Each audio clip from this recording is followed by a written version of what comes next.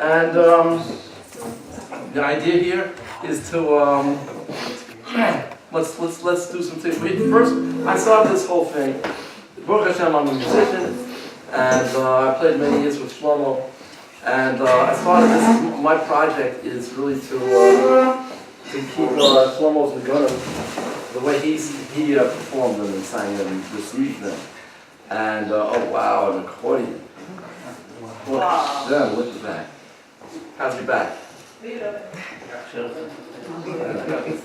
a problem from the accordion players flipping it. I hope you know. Okay, so let's do a little warm up. So let's do a little warm up. Hey. Here's the Nigun. You see, please sing along. But if I stop, you'll see why.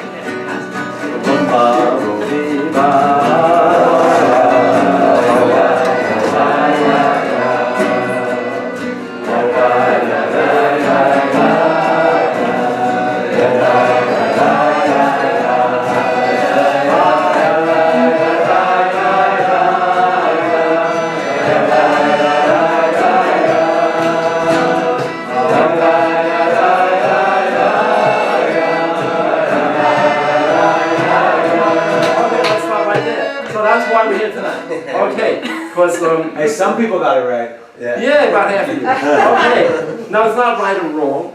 It's like there was this great harpsichord player from middle of the MVI, who was a great expert on Bach, Johann Sebastian Bach.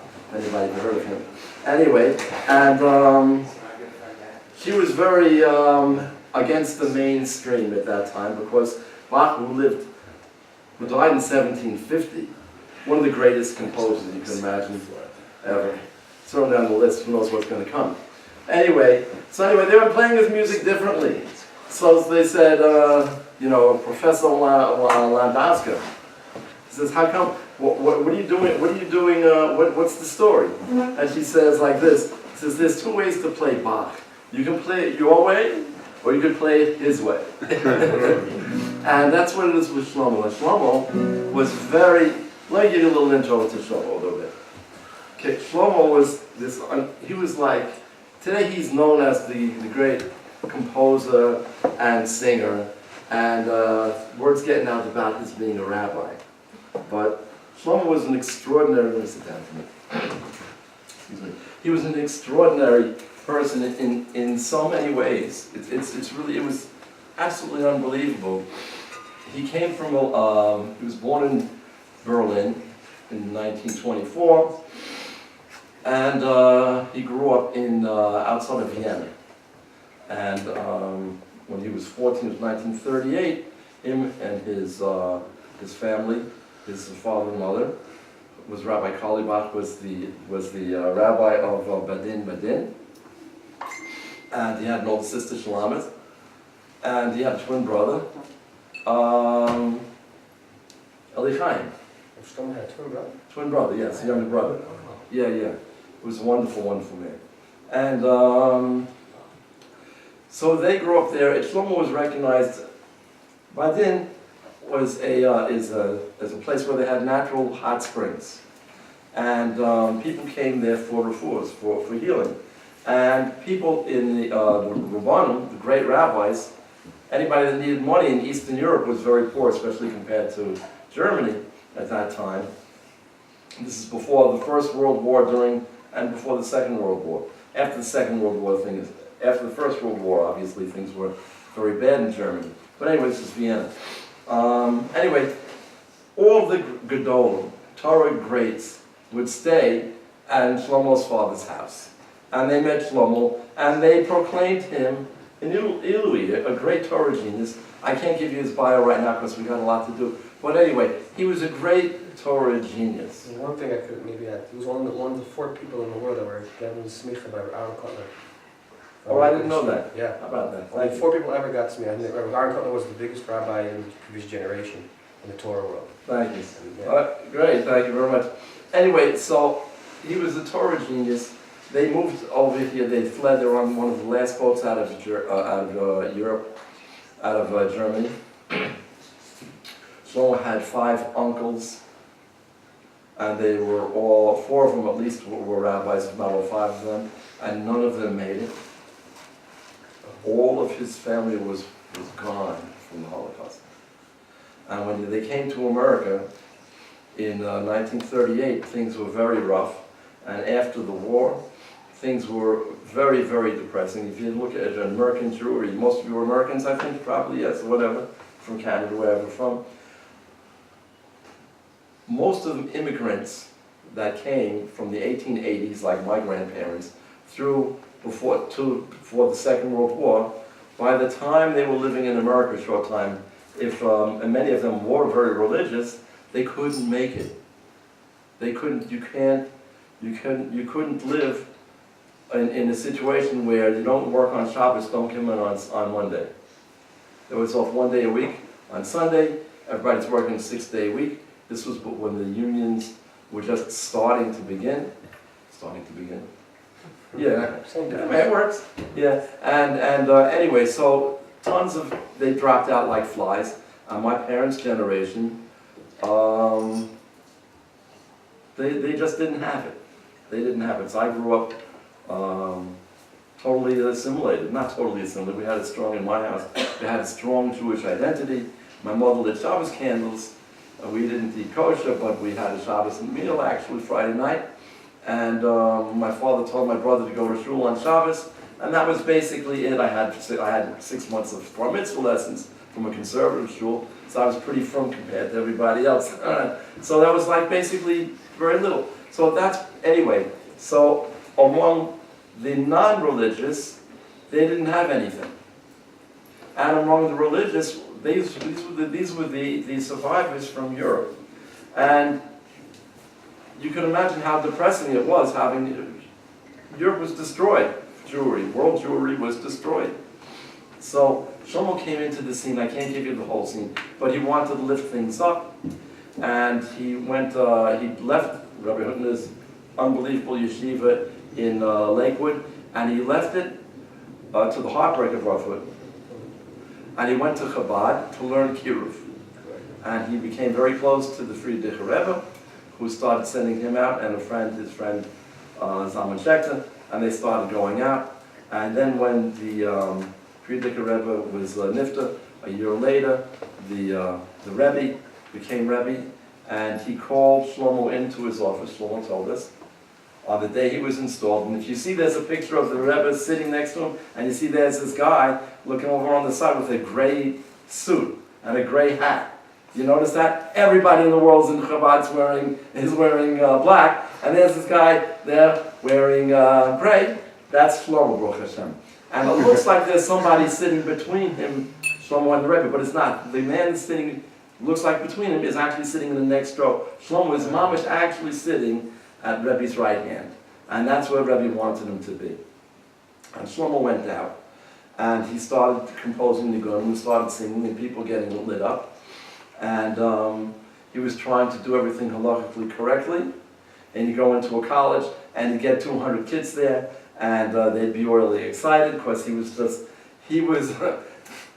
magical. I mean, it was just really unbelievable. So we do it right. Boys on the right side, girls on the left side, half of them leave, right? Girls can't sing, half of them leave. Girls can't dance, no band mixed dancing. By the time Shlomo did everything, al pi halacha, so we used to say there'd only be 2 idiots left, right? There'd be nobody left. So anyway, he spoke to Rebbe about it, and he told Rebbe what he wanted to do, and Rebbe said, not in my name.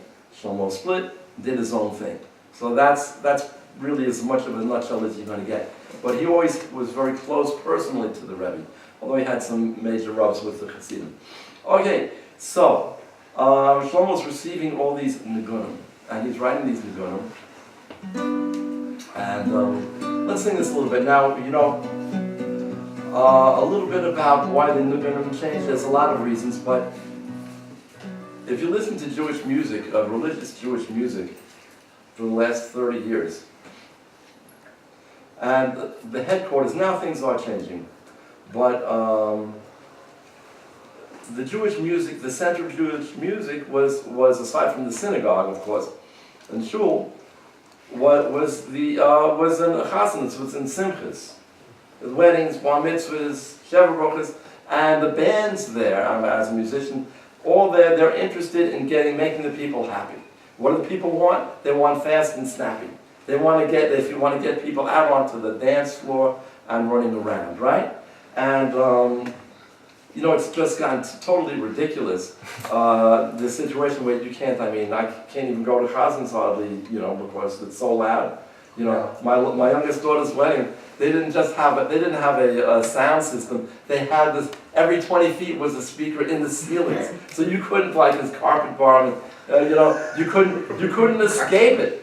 You couldn't escape it. Like anybody over 40, 50 years old at that wedding, you know, we're out in the hall.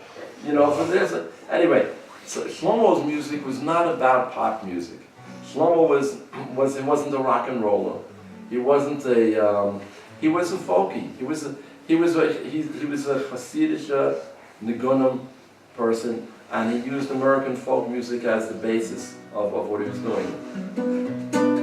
Boom bam boom bim bam bim bam boom bam bam bam bam bam oh my la la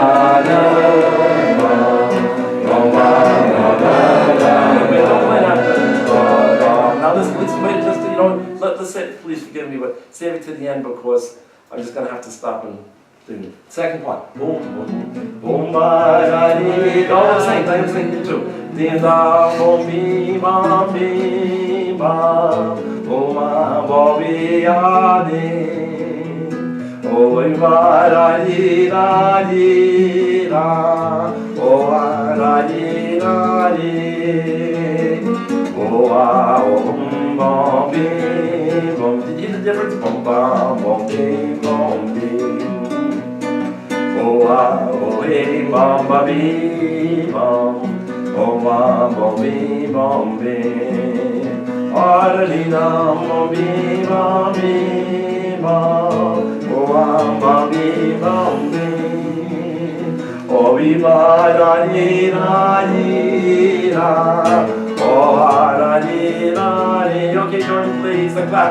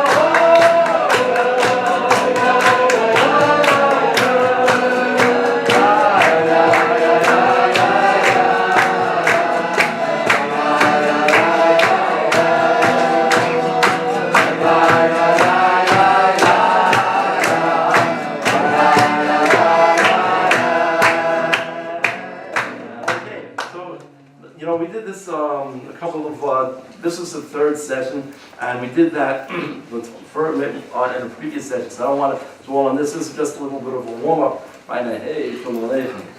Brother, what's your name again? Aaron. Aaron, yes, very good. Okay, he wrote a wonderful Agada called The Night to Remember. The night that unites. The Night that Unites, great, okay. Yeah, it's really wonderful. Okay, so, Shlomo's Nigunim were being changed for all various different reasons, and now they're really being changed because people are just learning the Nigunim in shuls. And between Jewish pop stars intentionally changing his Nigunim to make them more laborious, faster, and energetic and lively, while Shlomo was making his whole goal of making Nigunim is talking to the neshama.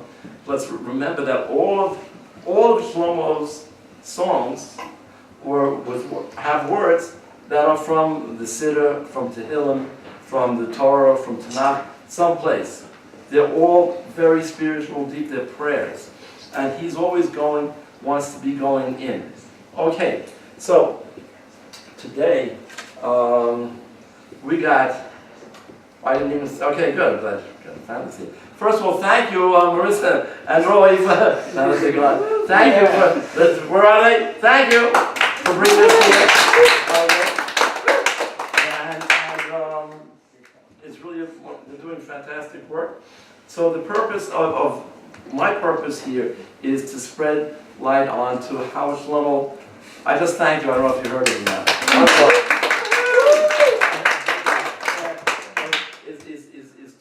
So our purpose here is my purpose is, a major one, is to straighten out these Nigunim, okay? Because you know, when you're going, la la la la la la la la la la la la la, so that's great. There's nothing wrong with that. But you know, you can't, there is nothing wrong with da da da da dee da da da da dee da da dee dee da. Okay, now, you know, there's so many doors I'm going to close on myself because I could go into so many tangents right now. It's ridiculous. But rhythm is a big part of the problem. It's because when you get that boom bam boom bam boom, that's called a backbeat rhythm, and it's a really great thing. But if the rhythm of the tune is going boom ba be ba be ba be ba, which is the old Jewish, Turkish, Greek, Turkish.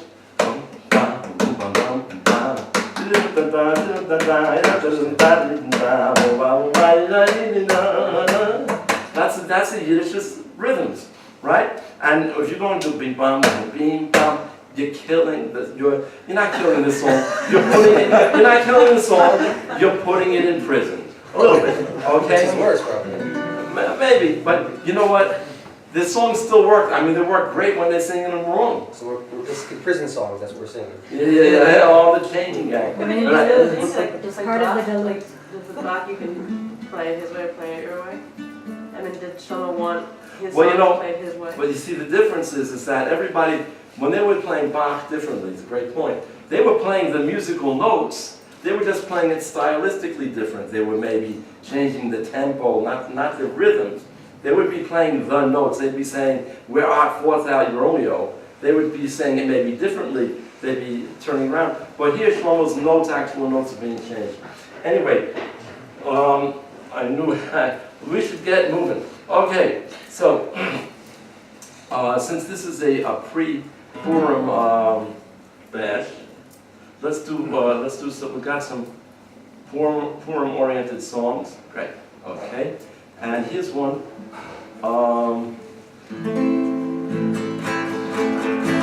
Bam ba dee ba I dee ba I ba ba ba ya ya. You know this song? I ba dee ba I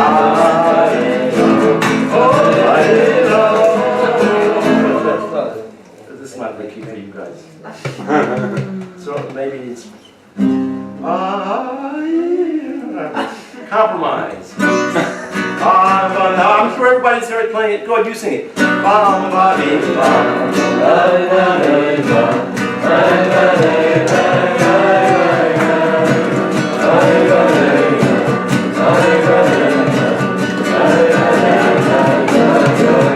So I got some great news for you.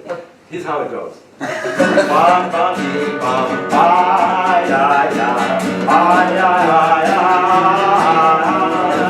Oh ya ya ya ya ya.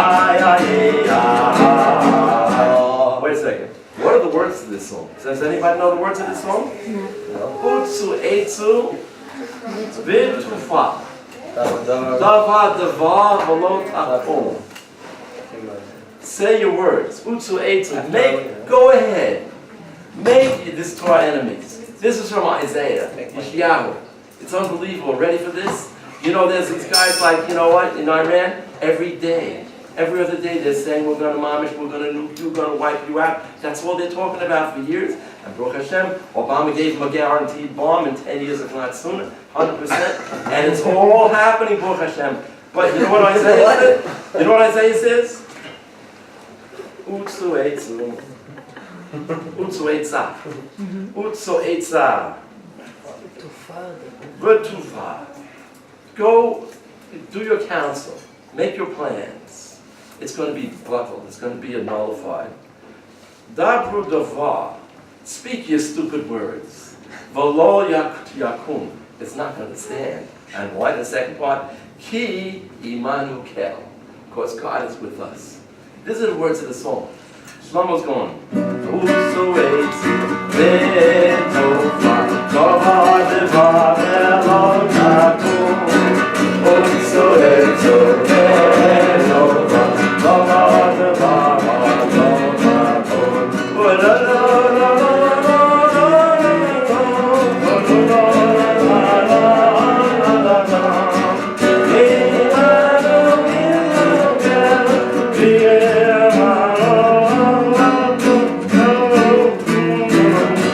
okay, so it's my guitar.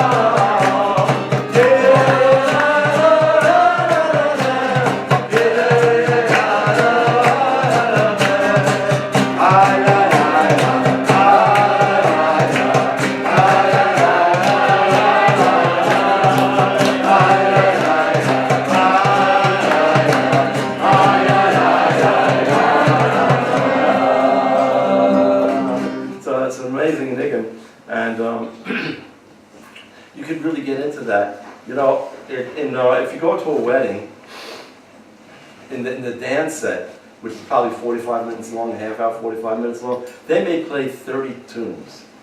You know, they may play 50 tunes. They may play, you know, they got to play 50 tunes. This guy, they go through twice, and then go on to the next Nigun. Maybe they'll be on it hanging out for a minute or 2 minutes. But if you want to get into a Nigun, into a song, and really get deep, if it's good, you really got to spend some time. Like I mentioned before, a friend of mine who has a friend that's a Colleen Stolen, a chassid, they're into dancing.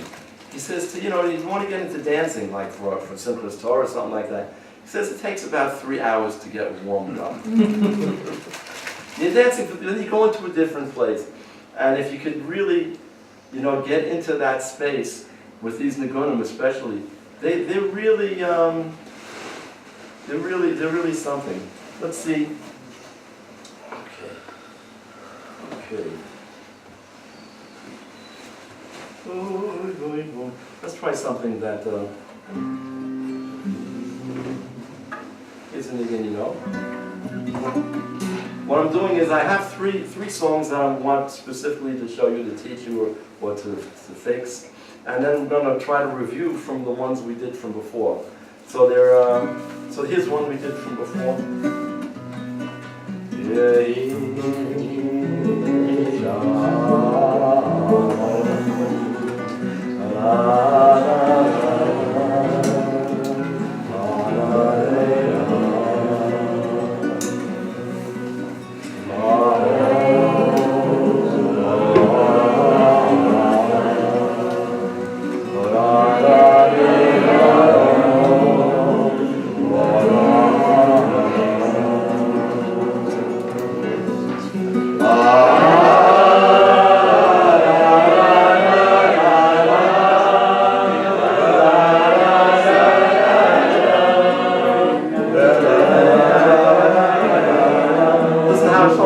Like this way. La la la say la la la la la la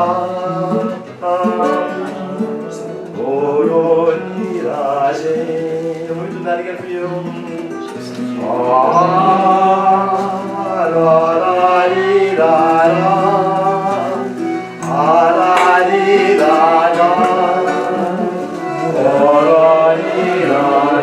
doesn't go up. It always stays down. It's going from down to up. La la dee da. La la dee da. La la dee da.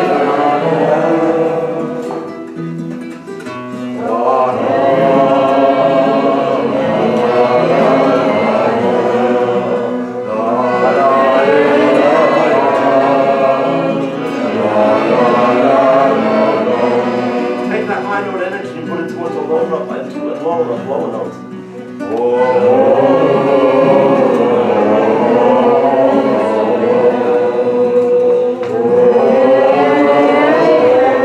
No, da da da. The words of the song. It's from Tehillim. We say it every day after the Ein Kelkeinu. That's what's MVI. I'm just like smile. Yehi shalom b'chelech shalva bonosayich. May there be peace, in your walls. Your walls. May there be peace in your walls. We're not talking about peace. Sit down at the table. I got 5,000 nuclear bombs facing you, and you got all the fighters, and we're not going to be fighting right now. There's so much peace there. There's peace in your walls. Shalom b'chelek shalva. Shalva is unbelievable tranquility. It's like, it's so tranquil, I never knew that there was such a thing as conflict at all. In your palaces. Okay?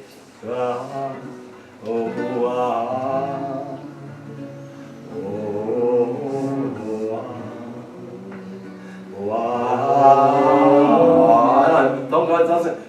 Listen.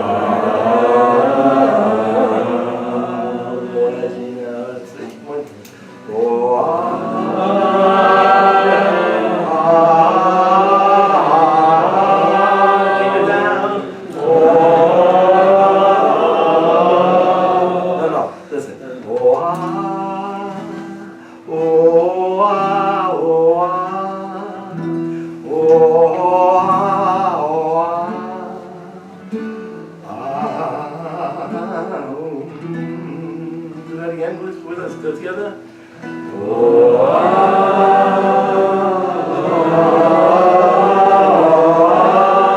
Ease it up.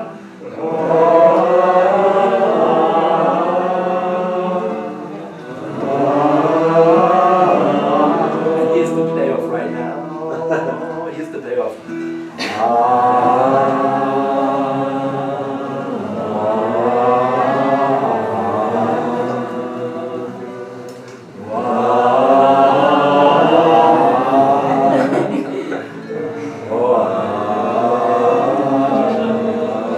You know, it's really hard to break a habit when you hear it the first time, and it's fantastic going up. There's nothing wrong with it. It's just, it's really, it's wonderful, it's beautiful, it's sound. Musically, you're not a bad person, but you're just missing out on a whole different experience. And that's really what's going on. So let me take a moment to just tell you a little bit about Shlomo as a person. You know, he was this unbelievable Torah genius, and he dropped out of mainstream. And in 1964, I think, he was miraculously invited to the Berkeley Folk Festival. And Dylan was there, Joan Baez was there. Anybody hear of Joan Baez? Oh, yeah. Okay, Richie Hayden. They had really great people there. And this unknown rabbi with a beard and a yarmulke and tzitzis, he comes out and he stole the show.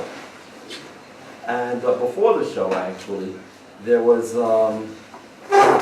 at the university, they had a concert, a mini concert, where every performer got 10-15 minutes to play. And in that 10 to 15 minutes, Shlomo absolutely got everybody. And he immediately developed a following there.